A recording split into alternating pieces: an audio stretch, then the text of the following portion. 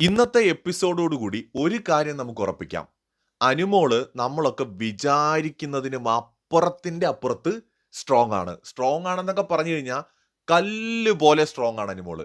ലാലേട്ടൻ വന്നിട്ട് പീരങ്കിയും കൊണ്ടാണ് ലാലേട്ടൻ big boss വീട്ടിലേക്ക് വന്നത്. ഒരു സെക്കൻഡ് പോലും താമസിക്കാതെ പീരങ്കി കൊണ്ട് തുരുതുരാ ലാലേട്ടൻ വെടിവെച്ചു.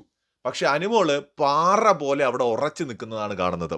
അനുമോൾ ഇന്ന് നിന്നൊരു നിപ്പുണ്ടല്ലോ, അവിടെ നിൽക്കുന്ന ഓരോരുത്തരും മനസ്സിലാക്കിക്കോ, നിങ്ങളെക്കാളൊക്കെ പല മടങ്ങ്, നമ്മൾ സ്ട്രോങ് എന്ന് കരുതുന്ന അക്ബറിനേക്കാൾ പല മടങ്ങ് സ്ട്രോങ് ആണ് അനുമോൾ.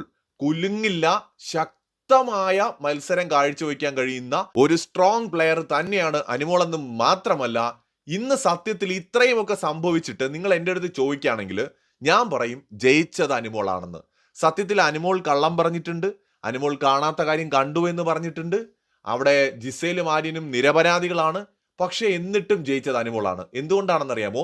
അനുമോള് പറഞ്ഞതിൽ തന്നെ അവസാനം വരെ ഉറച്ചു നിന്നതോട് കൂടിയിട്ട് അനുമോളെ സപ്പോർട്ട് ചെയ്യുന്ന ആളുകൾക്ക് കൃത്യമായ ഒരു റീസൺ ഉണ്ട് അനുമോളെ ന്യായീകരിക്കാനായിട്ട്.